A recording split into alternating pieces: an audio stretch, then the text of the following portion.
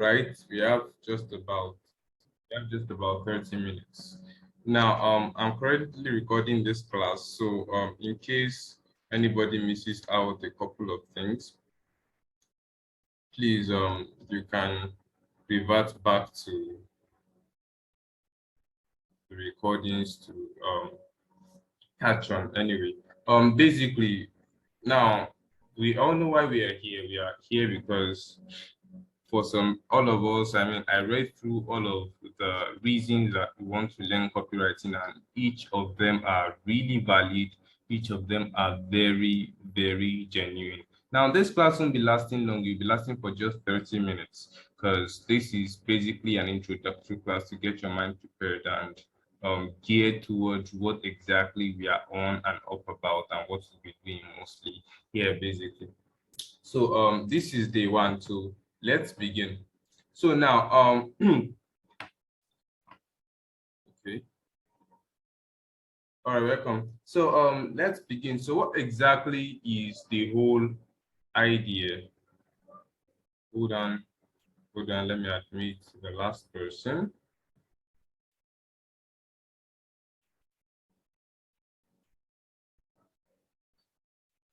All right, so we're talking about the whole idea of copywriting. What exactly is the whole idea of copywriting? What is it about? Now, a lot of times we have heard a lot of definitions of how copywriting is salesmanship in print, how it is that it is a way to convince people using emotions to drive actions and all of that stuff.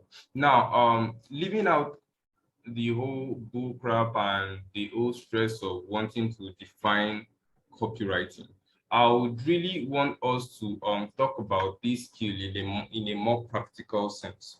Now, what do we mean by copywriting? What exactly is copywriting? Now, the whole idea of copywriting is, wait for it, the whole idea of copywriting is basically a sales conversation. A sales conversation. Now, what exactly, if you guys can hear me, type in the comment section and type sales conversation if you can hear me. In the comment section, type sales conversation if you can hear me. So that I know that I can. You guys are following. Type sales conversation. Awesome, awesome, awesome. So it is a sales conversation. Now, when it comes to a conversation, now remove the point of sales. Now let's talk about conversation. Now you know that a conversation is something that is two ways. Obviously, now imagine a real life scenario now. If you're going to have a conversation, it definitely means that you and somebody or another, or a group of persons actually talking. You're talking, the person is able to talk back. You're talking and receiving, basically. So you're communicating to that person. That person is communicating to you. So that is the whole idea of copywriting, because what it is, a conversation. Now, it is a lot of times people make the mistake to think that copywriting is just about the game of you, the copywriter, just talking and talking and talking and pouring it all out without receiving. No. Now, one thing we need to know is that sales is more concerned about the buyer than the seller. Is more concerned about the buyer than the seller, because the point of any sale is to actually be, the point of any product is to actually be a solution to the problem of a particular person of a particular group of persons. Now, if you are going to solve the problem of this particular person, it means that first you must have really gotten to know the problem. Now, that is why we are saying that copywriting is supposed to get people to take action. It should not be a one-directional thing. Now, a one-directional copy always fails. A one-directional copy always fails because it speaks more about the seller than the buyer, and that is not a transaction. It speaks more about the seller than the buyer, but we need to know that everything surrounding copywriting, everything surrounding sales itself is more about the buyer than the seller. So if you want to have a conversation, you know that first, this conversation is a two-way thing. Now, any copy you want to write, know that this thing I'm writing is not about me. It is I put your audience in. There's this I don't know if you guys watch Who Wants to Be a Millionaire here. Put your audience in Frank Edoho's seat. Let him have the chair, because it is all about him. The attention should be centered about him or her. That is your audience, basically. So now, since we are having a conversation, what is the first most important thing in the conversation? Can somebody type, if you have an idea, what is the first most important thing in the conversation? For you to start a conversation, what exactly is the most important thing that you need to nail in before you start a conversation? Anybody with an idea should drop that in the comment section. What is the first and most important thing when you're going to have a conversation? Breathe, okay, familiarize, breathe. Awesome. Okay, so now if you're going to be having a conversation with somebody, now Desire, you're just about right now, if you're going to be having a conversation with somebody, apparently you want to befriend that person. You don't want the person to get their cranky mood in a conversation with you, in quotes. But much more than greeting, because obviously you won't write a copy and say, okay, hello is a form of greeting, but you don't write the copy and say, okay, good afternoon, blah, blah, blah. Who cares about that? Now, first thing is, what Desire said, he said familiarize. Very correct. You're familiarizing yourself with the buyer. Now, what do we mean by familiarizing? Now, I want you to imagine this sales process. Now, we want to really imagine a sales process. What do you mean by a sales process? Now, say that you want to sell a washing machine, right? You're a salesman. Now, you guys should picture this. You're a salesman, you're a salesperson. You want to sell a washing machine.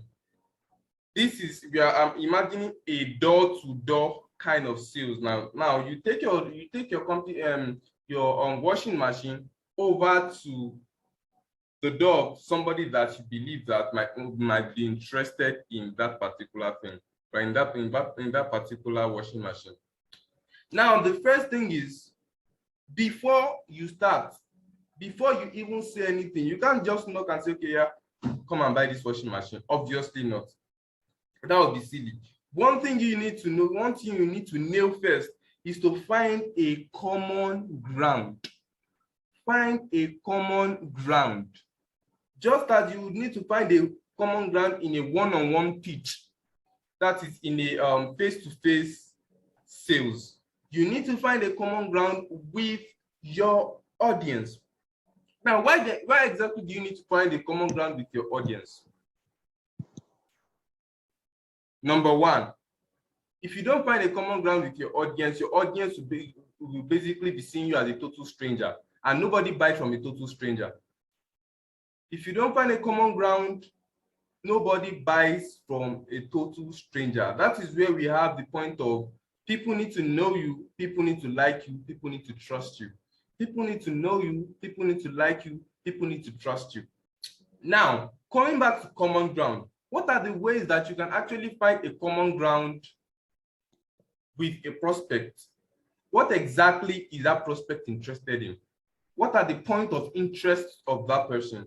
If the person is not somebody that is really interested in buying a washing machine, obviously the person will not buy. Now, in the terms of blind copy, let me use it as blind copy now, because you're not really seeing the person.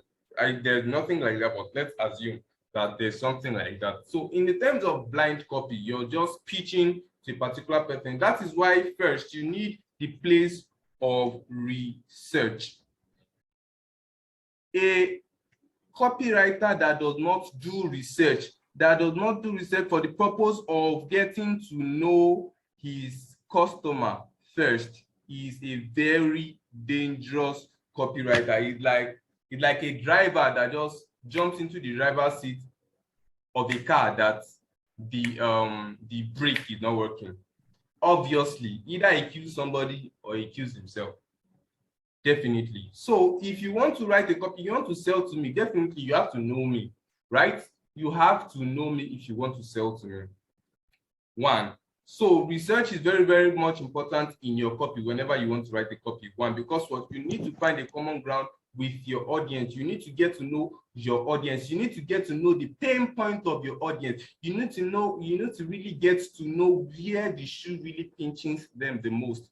Now, there is this popular saying that the one who understands the problem the most has the higher ground to recommend the solution. Now, take for example, if we remember the whole scenario of, I thank God we are all Christians. You remember the whole scenario, please, whoever that is, please mute your mic. If you remember the whole scenario of Joseph. Now, what happened to Joseph with the king? Now, when the king was looking for somebody to interpret his dreams and all of that, he could not find anybody. Now they recommended Joseph. We will still come to, in the future, we'll still come to the part of recommendation. And somebody recommended Joseph that, oh, this guy can interpret your dream. Now, when Joseph came, the king had a problem. The problem was the dream. Take note of this. So the king had a problem. The problem was he could not interpret his dream. He needed to know the meaning of the dream. Now, Joseph came, solved the problem by interpreting the dream.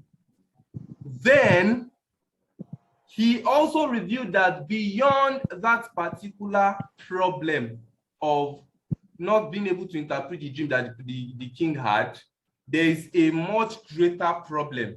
Then he explained that, okay, there will be 7 years of plenty, 7 years of lack. Now, do you see that it was Joseph that actually recognized the problem? He could interpret it and really get to know the problem. Then what did the king do? The king said, oh, since you are you're the only one who understands the problem, then you're the one who is in the right position to provide a solution, which made the king appoint Joseph as the prime minister or whatever he was appointed as the problem solver now, basically. So you want to really get to know the problem. You want to really get to know your prospect's problem. Please, never and never and never grab a pen and pick a book and say you want to write a copy without research. What exactly do you be writing on? So now, basically, that is that. What are the kind of research you need? You need a customer research, because the customer is the most important person around the sales process. So you need a customer research, basically. You need a market research. You need a competition research. Now, we'll still come back to that. So that is not our area of focus today. So now going back to the point of the one-on-one pitch. Now, if you want to sell to that person, obviously you have to sell. Now, you have to sell yourself first before you begin to sell that washing machine. Now, which brings us to the first point. First impressions. You need to make a good first impression. In copywriting, what you call that good first impression is your headline. Your headline has to be tight, because it is what introduces you. Once your headline is wrong, basically it is already a turn off, because what else? Why else should they listen to you if you can't nail people say first impression lasts longer. So if your headline does not really hit home the point and is not really attractive and does not give your prospect a good first impression about you, then you've lost that sale. So the first point of entry is your headline. you need to nail your headline. People say your headline is about 80% important, and the entire copy takes 20%. I don't know how genuine that is, because if you have a good headline and you have a crappy copy, nobody will buy. So, but your headline is the most important part of your copy. That is true. And your body copy does the remaining job for you. Now, having nailed down the part of the first impression, now one thing that we need to know is this: copywriters are not just writers. I used to, there's this thing I say copywriters are basically sales psychologists. Now, in a one-on-one sale, right?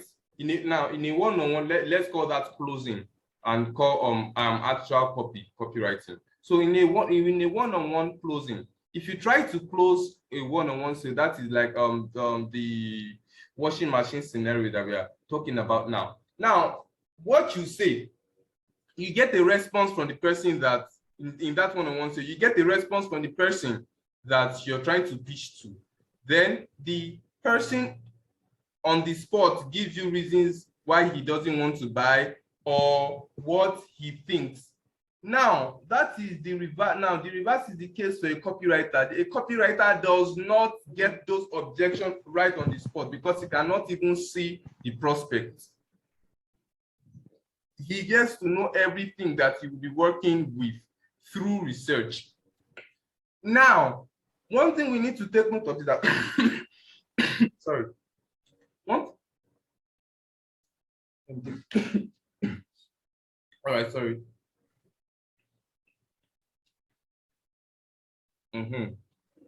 Now, a copywriter basically sells to human beings. That is one thing we need to take note of. A copywriter sells to human beings. And there's a particular thing that is consistent about human beings, about human nature. In human nature, human beings are naturally selfish. Human beings are naturally selfish, and that's justifiable. If something does not benefit me, why should I want to go for it?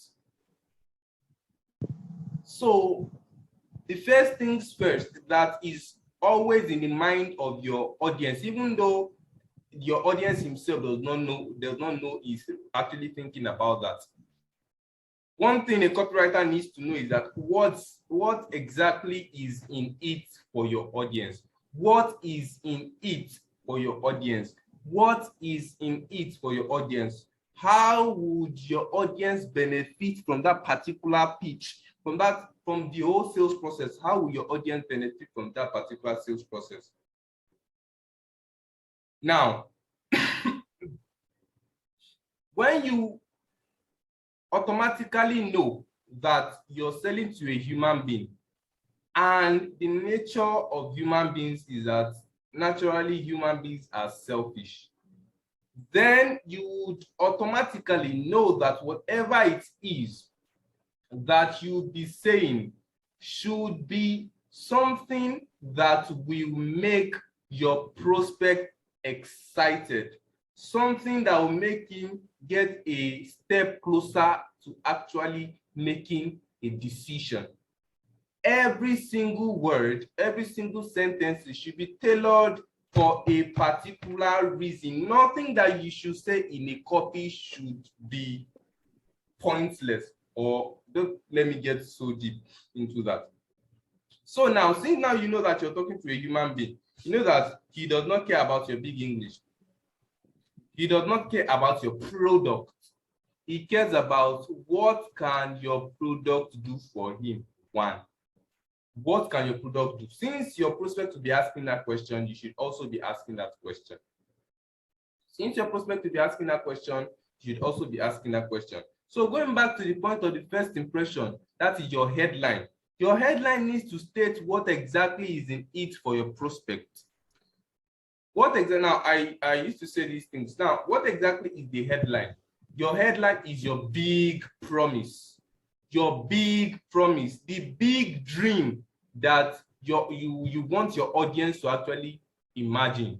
the big dream that you want your audience to actually have. That is what your headline is.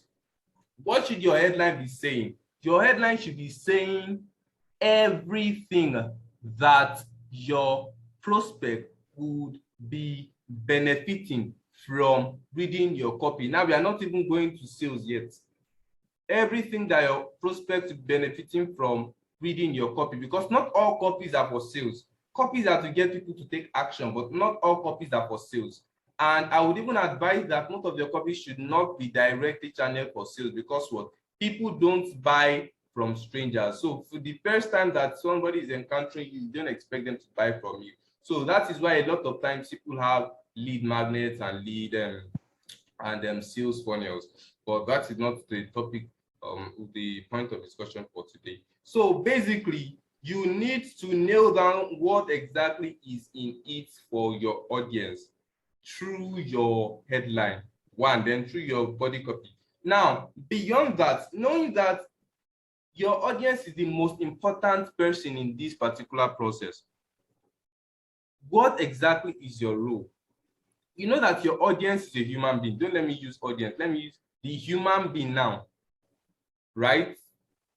Is selfish. One, take note of that, is selfish. Secondly, he is a human, a being of emotion.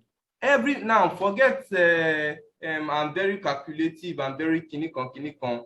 Most human beings make decisions based on emotions. Most human beings make decisions based on emotions. So the point of a copy is to create an emotional appeal. The point of a copy is to create an emotional appeal. Now, listen. A lot of now, okay, today, I think I went out yesterday. Yeah, I went out yesterday and I saw a Peak Milk ad, right? And was it Peak Milk or Dano? One of those with this thing, sharp. And the meeting would be up in 10 minutes. So what actually basically saw in that ad was nothing related to Peak Milk in any sense. Now listen to what I said. Here's what their headline sounded like. They said something related to you can achieve it. Just go do it, or something related to that. Now, how does you can achieve it relate to Peak Milk? How does you can achieve it relate to Peak Milk? Now, here is the thing.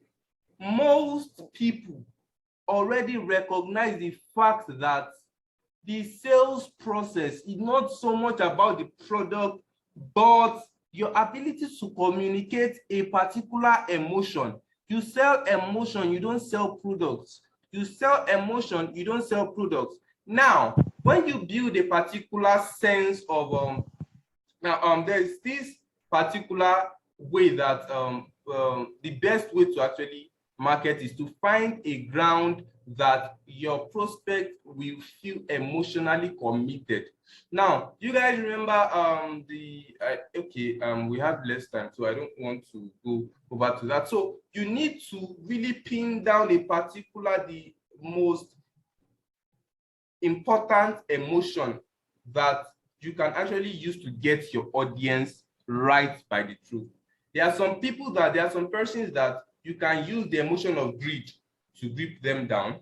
There are some people that you can use the emotion of curiosity. Now, one thing that people say is curiosity kills the cat. But in sales, curiosity gets you the cash.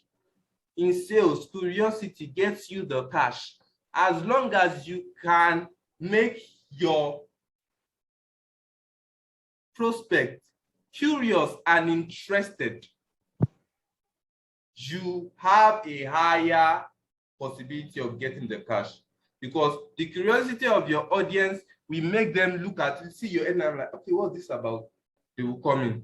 The curiosity of your audience would make them feel, okay, let me even see whether let me see how this thing works. That is another curiosity. So curiosity for most people, it kills the cat, but curiosity makes you the cash in copywriting. So you need to what? You need to harness the really important emotions: greed, curiosity, prestige. Prestige is a sort of emotion. Yeah, basically. Prestige, you need to, okay, FOMO, fear of missing out. Fear is a very important key strategy in copywriting. You use fear a lot because people would rather make an action because of the fear of what will happen if they don't make that action, rather than the result of what they get if they make that action. I don't know if you get that point.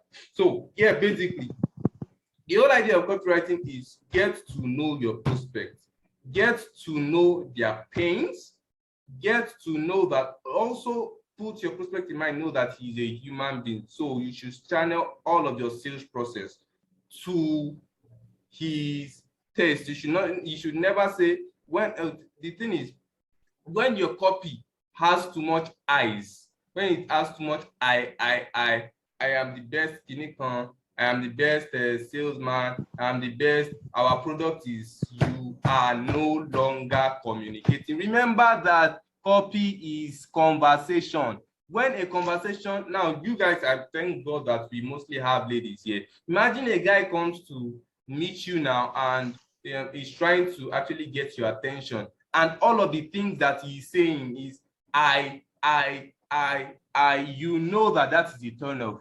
That is the same way that it is a turn off for your audience when you keep saying I, because the whole thing, it is what the whole process is about them, not about you.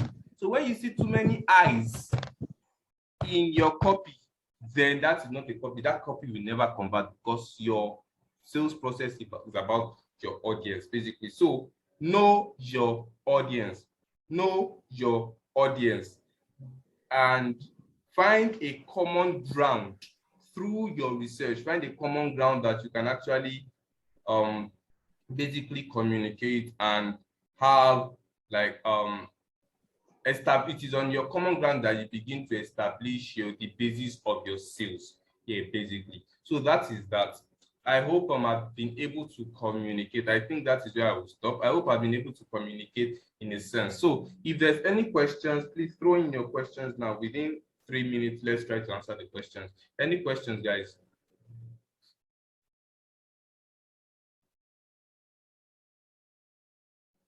Any questions?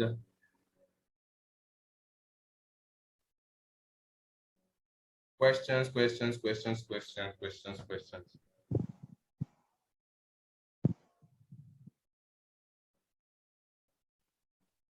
Okay. All right, no questions for now. Amazing. No questions for now. Amazing. So in the midst of this, right, after all of that has been said, what exactly, now let me reiterate on the process of copywriting.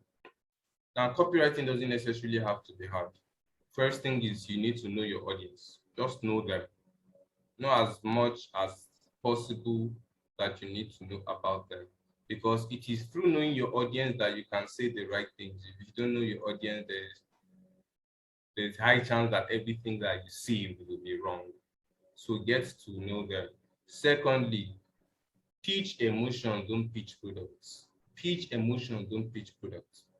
That is another thing, because what copywriting is more of psychology.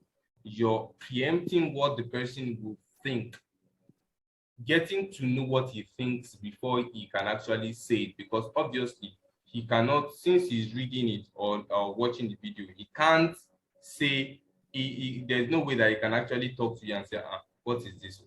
So you basically, your copy needs to nail down all of those stuff and know the problem that they're having, the possible objection that they might raise, and all of that, and immediately, instantly, right on the spot, resolve them. So first off, your key takeaway for this is your copy is about your prospect.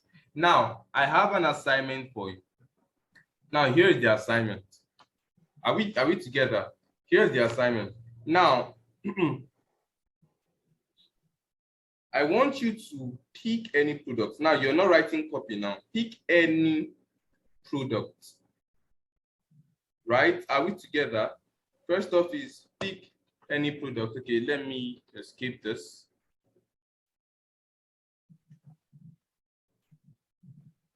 All right.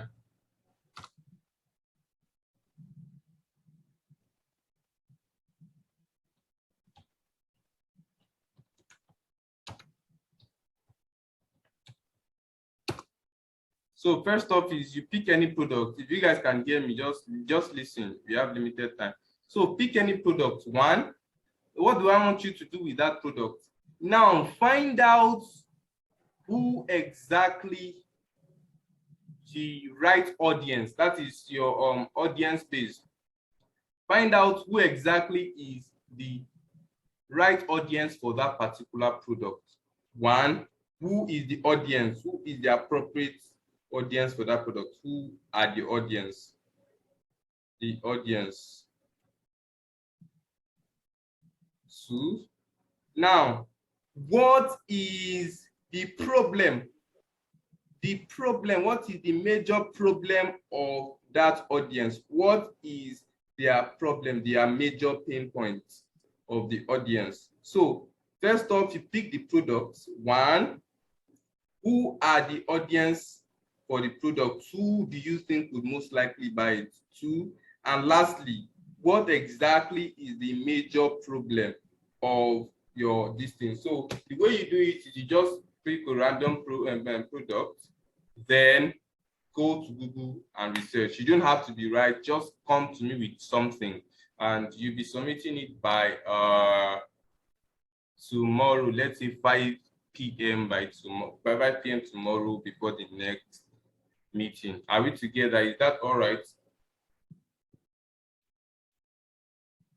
Okay, pick a product. Who are the audience for that product? Then what is... All right. Welcome to the copywriting section of this course. Now, I know you've been probably hearing a lot of fuss about what is copywriting,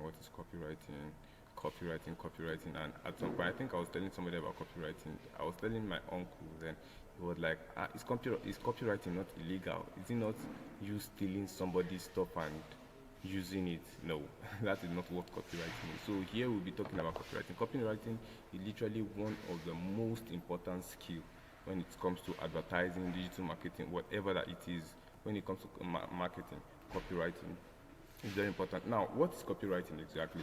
Copywriting, somebody once defined copywriting as salesmanship in print. Salesmanship in print. Now, what does this mean? It means it is basically a kind of writing that is about pulling emotional strings with words to make a person buy something or take an action that he would not have taken otherwise. Now, the first thing is we need to know that human beings, we are beings of emotions, right? A lot of times, everything that we do is based on emotion. So a writing that actually appeals to the emotions of people, pulls their emotional strings, and is directed to actually make them take a particular action or to buy something is what we call copywriting. So the end goal of copywriting is to make them take action. Now, let's break it down further. Now, what exactly it is? It is a kind of writing. What does it entail? It entails pushing emotional buttons with the right choice of words. Then, what is the end result? The end result is to make them take action. It could be to put their emails into your to sign up with their emails, and then they get messages from you, they get emails from you. It could be to buy something, it could be to watch a video, it could be to download something, whatever it is. So as long as it gets your prospect to take an action, that's what copywriting is. Now, in essence, we write words that appeals to the emotions, make sense to them logically, and give them well enough reasons to make a decision favorable to them and us. What do I mean? What we write words is to appeal to the emotions of people first.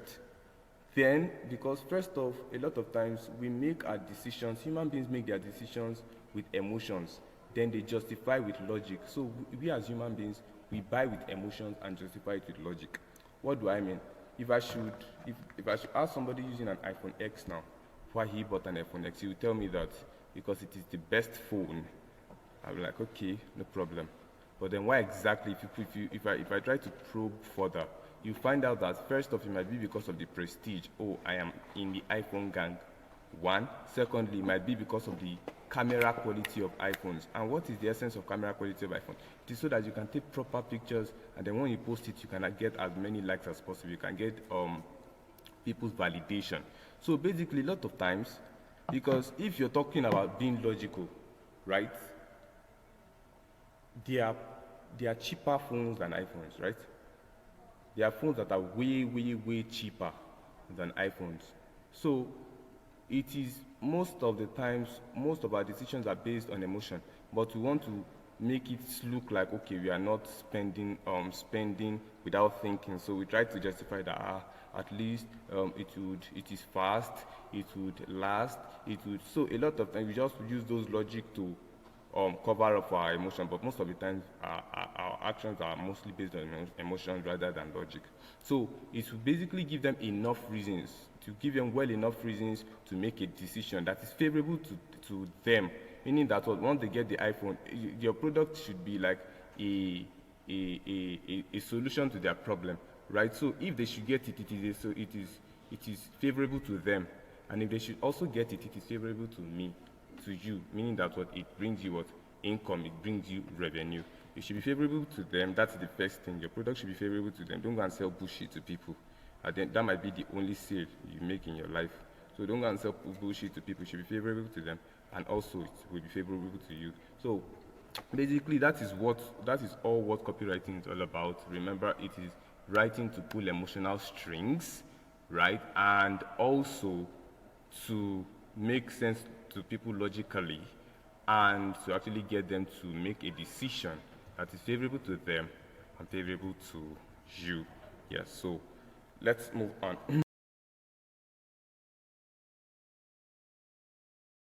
Right, next up, who is a copywriter? Who is a copywriter? Now, let's go. The first thing is, I like to say that I'm a copywriter. I like to say that we copywriters, we are emotion hackers. Emotion hackers. Now, the emotion, we already established that people are beings of emotions, right? Now, what you need to do is, those emotions already exist, you're not creating those emotions. So, what you need to do is you need to be touching those emotions, touching them in the right, at the right time, in the right amount to actually make them make the right action. So, we are emotion hackers. And also, I call us what? We are market psychologists. We know what the market is thinking of at a particular time, and then we know what they are thinking of at another time. So we know when their emotions change, when their interests change, what happens. We are able to read it and actually make another move to actually counter that, basically. So we are emotion hackers and we are market psychologists. Also, what is our core business? What is the core business of a copywriter? As a copywriter, we already said initially that copywriters should not only care about the money, your prospect's money, you should also care about your prospect problem. So how do you really know your prospect? How do you know your competition? How do you know your product? You need to be a very good researcher. You need to do a lot of research when it comes to writing copy. Before you write a copy, the first thing you do is research. You don't just grab a pen and start writing copy, no. The first thing you need to do is research. You need to research your market. There's what we call market research, your product research, your competition research. You research everything to actually get the facts and figures, everything that you need down, everything. Now, your whole game point is to convince your prospect. So you need as much information as you need to actually get your prospect convinced. Now, also, second thing is we need to be observant. Now, copywriters are observant people. What do I mean? There are a lot of times that there's something we call market sophistication, in the sense that there's something that actually makes sense to people at a particular point, and then the market has already grown to the extent that when you come to say that particular thing again, it does not touch them. It does not move them. So if the sophistication level of your market has grown, you need to be observant as a copywriter. Also, if you're writing an ad and you see that the conversion ratio initially was like, let's say 30%, that's a high conversion ratio, but let's say 30%, and for a particular month, then you run it like the third month and you're finding like 1% or less than 1%, you should know. Wisdom should tell you that there's something wrong. It is either with your copy, maybe the market sophistication, or maybe your product, or maybe your offer. There's something that is wrong with your copy that you need to change. Now imagine that you're not observant. You're not an observant person. You basically just be wasting advertising budget. You'll be wasting your money, pumping your money into it, and then you're losing money. And at the end of the day, if you're losing money rather than gaining money, your business will shut down, or you wreck the business of your client, basically. So you need to be observant as well. So another thing is, the last thing is, you should not have a problem with writing, because obviously, why are you learning copywriting? Why do you want to be a copywriter if you don't want to write? Right? You have no business being a copywriter if you don't want to write. Now, you need to take note that I did not say you need to know how to write. No. I said you should not have a problem with writing. So if you don't know how to write, that is why if you don't know how to write, you might know how to even write and not be able to write a copy. Definitely. A writer is not a copywriter, basically. So you don't necessarily need to know how to write, but it needs to be guaranteed that you have no problem with writing. Yeah. Next. Now, okay, I said let's get it moving, so that means that is the end of the video. So basically, let's get it moving with the other things that we need to talk about.